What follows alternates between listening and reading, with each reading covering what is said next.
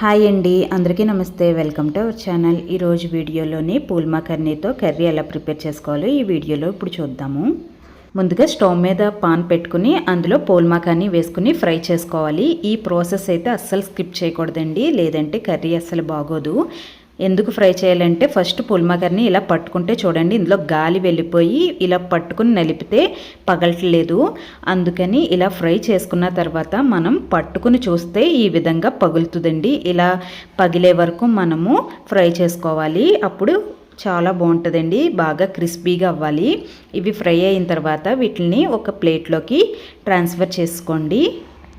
Next ఇదే పాన్లోకి కొంచెం oil add చేసుకోండి. ఆయిల్ హీట్ అయిన తర్వాత ముందుగా కట్ చేసి పెట్టుకున్న పచ్చిమిరపకాయ ముక్కలు, అలాగే ఆనియన్స్ మిక్సీ వేసుకుని ఇలా పేస్ట్లా చేసుకుని ఫ్రై చేసుకోండి. నెక్స్ట్ ఈ ఆనియన్స్ ఫ్రై అయిన తర్వాత ఇందులో అల్లం వెల్లుల్లి పేస్ట్ కూడా వేసుకుని ఆనియన్స్ అల్లం వెల్లుల్లి పేస్ట్ కొంచెం గోల్డెన్ బ్రౌన్ కలర్ వచ్చే వరకు బాగా ఫ్రై చేసుకోండి. ఇవన్నీ ఫ్రై అయిన తర్వాత ముందుగానే మనం మిక్సీ వేసుకున్న టమాటా పేస్ట్ కూడా ఇందులో యాడ్ చేసుకోవాలి.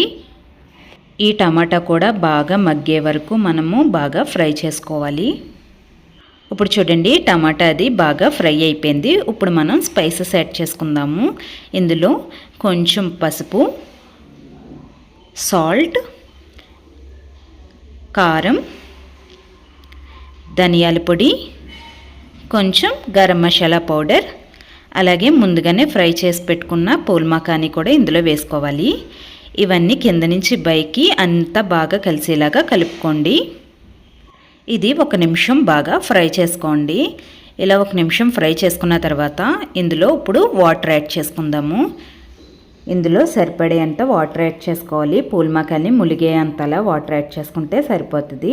ఇది ఒకసారి బాగా కలిపేసుకుని దీని మీద మూత పెట్టుకుని వాటర్ అంతా ఎగిరిపోయే వరకు మనం ఫ్రై చేసుకోవాలి. మధ్య మధ్యలో ఓపెన్ చేస్తూ వాటర్ అంతా ఎగిరిపోయిందో లేదో చెక్ చేసుకుంటూ మూత పెట్టుకుని ఉడికించుకోవాలి. అంతేనండి, పూల్మకల్లి రెడీ అయిపోయింది. ఈ విధంగా వాటర్ అంతా ఎగిరిపోయే వరకు మనం స్టవ్ మీద పెట్టుకుని ఉడికించుకోవాలి. చాలా చాలా టేస్టీగా ఉంటుంది. మీరు కూడా తప్పకుండా ట్రై చేయండి. Thanks for watching.